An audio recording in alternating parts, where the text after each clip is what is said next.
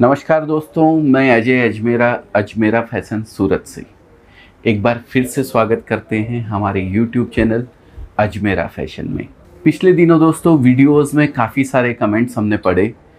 सबसे ज़्यादा क्वेश्चन लोगों को कन्फ्यूज़न इस बात पे है कि नए जो बिज़नेस करना चाहते हैं उन लोगों को मन में बहुत सारे डाउट ट्रांसपोर्ट को लेके कि माल किस तरीके से हम लोगों तक पहुंचेगा, इसके बारे में सब लोग जानना चाह रहे थे कि भाई हम कैसे मंगवा सकते हैं, किस तरीके से हम लोगों तक माल पहुंचेगा, क्या हमें आना पड़ेगा या हम ऑनलाइन मंगवा सकते हैं।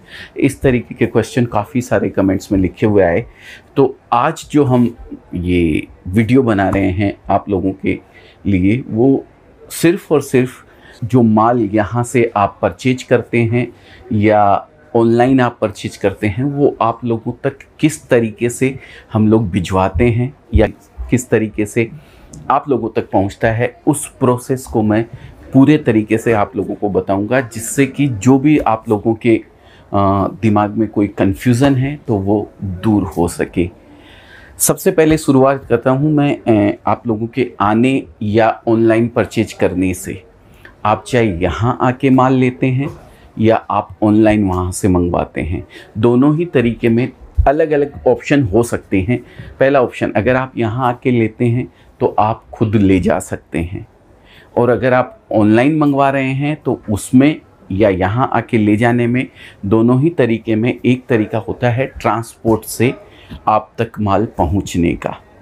एक जरिया और होता है कुरियर, लेकिन हम कुरियर कभी भी प्रेफर नहीं करते हैं क्योंकि कुरियर बहुत ज़्यादा महंगा गिरता है। इसके लिए हम लोग किसी भी व्यापारी भाई को या किसी भी रिटेलर को या किसी भी डीलर को या किसी भी होलसेलर को हम ये प्रेफर नहीं करते हैं कि वो कुरियर से माल मंगवाए। अब बात आती है ट्रांसपोर्ट की। ट्रांसपोर्ट 50-60 किलो के नीचे यानी छोटा पार्सल ट्रांसपोर्ट वाले नहीं लेते हैं। ट्रांसपोर्ट में जो पार्सल जाते हैं उनका वज़न लगभग 50 से 60 केजी एक पार्सल का एवरेज होता है। उतना बड़ा पार्सल होना चाहिए तभी वो लोग माल लेते हैं। और उसकी वैल्यू अगर मैं बात करूं नए लोगों के लिए तो 25 से 30 हज़ार रुपये के लगभग उसकी एक अमाउंट बनती है एक पार्सल की। तो उतनी अमाउंट का अगर आप पार्सल लेते हैं, चाहे एक पार्सल है, चाहे 5 पार्सल है, चाहे 10 पार्सल है, वो सब हम ट्रांसपोर्ट से भेजते हैं।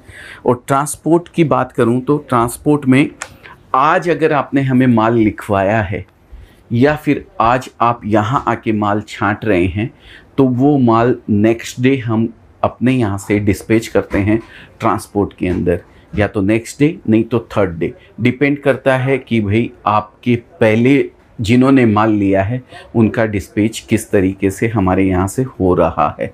फर्स्ट कम फर्स्ट आउट का सिस्टम है। जो पहले आता है उसका पहले जाता है, जो बाद में आता है उसका बाद में जाता है।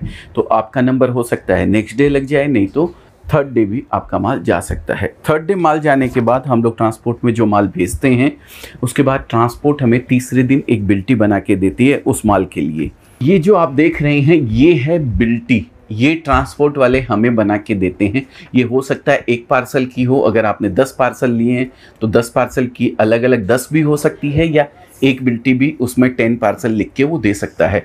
इस बिल्टी के अंदर पूरी डिटेल आप लोगों को मिलती है, कितनी अमाउंट का आपने माल लिया है, कितना इसके ऊपर जो भी टैक्स वगैरह लगता है, ट्रांसपोर्टेशन जो लगता है वो सब इसके अंदर रहता है। आपको माल वहाँ पे कहाँ मिलने वाला है उसके फ़ोन नंबर तक इसके अंदर अवेलेबल रहते हैं।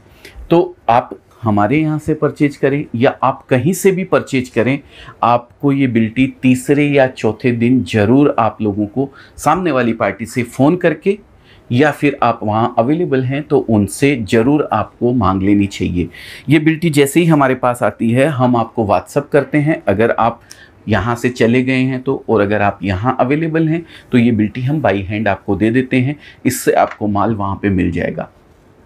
इसमें थोड़ा सा ऐसा होता है कि आप अगर इंटीरियर हैं जहाँ पे कुरियर वगैरह की सुविधा नहीं है, सिर्फ़ और सिर्फ इंडियन पोस्ट से ही भेजा जाता है, तो वहाँ हम लोग ये बिल्टी नहीं भेजते हैं। वो बिल्टी हम अपने पास रखते हैं क्योंकि इंडियन पोस्ट से कोई भरोसा नहीं है। 15 दिन भी लग जाए, 20 दिन भी लग जाए, 1 महीना भी लग जाए, माल 7वें दिन 10वें दिन आप लोगों तक पहुँच जाता है। तो ये बिल्टी आप लोगों को वहाँ देनी ज़रूरी रहती है। आप इंटीरियर में अगर हैं तो वो बिल्टी हम अपने पास रख लेते हैं, आपको वो फ़ोन नंबर दे देते हैं जहाँ से आपको माल मिलने वाला होता है। उस फ़ोन नंबर पे आप कॉल करके अपना बिल्टी नंबर उनको बताएंगे तो वो आपको बोलेंगे कि हाँ आपका माल आ चुका है, आप अपनी बिल्टी लेके आइए और माल लेके जाइए। अगर बिल्टी आपके पास है तो आप जाएं और अपना माल ले लें वहाँ से, या फिर बिल्टी आपको नहीं मिली है तो आप हमारे यहाँ फ़ोन कीजिए, हमारे यहाँ से वो बिल्टी यहाँ के ऑफिस में, ट्रांसपोर्ट का जो यहाँ का ऑफिस है वहाँ पे वो बिल्टी सबमिट करवा दी जाएगी और यहाँ से एक मेल किया जाएगा आपके एरिया के ट्रांसपोर्ट वाले को कि भाई ये माल की बिल्टी हमारे यहाँ सबमिट हो गई है, आप आने वाली पार्टी जो भी हमने आईडी दिया है उस पार्टी को ये माल दे देवें, तो वो माल आपको वहाँ मिल जाता है। ट्रांसपोर्टेशन आपको वहाँ पे करना रहता है। इन सब के बीच में एक जानकारी जो रह गई वो सिर्फ आप लोगों को इतना बता दूं कि आप चाहे यहाँ आके माल लेते हैं या वहाँ बैठे आप मंगवाते हैं, दोनों ही ऑप्शन में माल यहाँ से ट्रांसपोर्ट से आपको जाता है तो उसकी लायबिलिटी हमारी रहती है। जब तक माल आपको मिल नहीं जाता है तब तक हमारी जवाबदारी है। किसी भी तरीके की रास्ते में कोई अनहोनी हो गई हो, ट्रक का एक्सीडेंट हो गया हो, आपका पार्सल चोरी हो गया हो, तो उसके लिए आपको परेशान होने की ज़रूरत नहीं है। हम या तो आपका पैसा रिफ़ंड करेंगे, नहीं तो आपको नया माल भेजेंगे। तो आप उसके लिए बिल्कुल भी चिंता नहीं करें। कोई भी ऑप्शन हो, चाहे आप आके लेके जाएं या आप वहाँ बैठे मंगवाएं, जवाबदारी हमारी रहेगी। तो उम्मीद करता हूँ दोस्तों कि आप लोगों को ट्रांसपोर्ट से रिलेटेड पूरी जानकारी मैं दे पाया हूँ। अगर इससे रिलेटेड कोई चीज़ आपको नहीं समझ में आई हो और आप जानना चाहते हो या कोई और टॉपिक हो जिसके बारे में आपको जानना हो कि किस तरीके से आप हमसे जुड़ के बिज़नेस करना चाहते हैं, तो कमेंट्स में ज़रूर लिख के भेजिएगा। हम पूरी कोशिश करते हैं, सारे कमेंट्स आपके पढ़ते हैं। जो भी टॉपिक पे हमें ज़्यादा क्वेश्चंस मिलते हैं हम उस टॉपिक पे वीडियो ज़रूर बनाते हैं। तो उम्मीद करता हूँ कि आप लोगों को ये वीडियो पसंद आया होगा। और फिर से एक बार गुजारिश करता हूँ, हमेशा की तरह खाली ना बैठें, खासकर महिलाओं के लिए सिर्फ हाउसवाइफ बन के ना रहें। अगर आपके पास समय है तो ज़रूर आपको कुछ न कुछ एक्स्ट्रा काम करना चाहिए, एक्स्ट्रा इनकम जनरेट का कोई भी एक साधन क्रिएट करना चाहिए। उसके लिए चाहे आप बिज़नेस करें साड़ी का या किसी भी चीज़ का, लेकिन इतना बोलता हूँ किसी भी बिज़नेस की तुलना में ये बिज़नेस जो कपड़े का बिज़नेस है, जो साड़ी का बिज़नेस है, 10 टाइम्स ईजी है बाकी किसी भी बिज़नेस की तुलना में।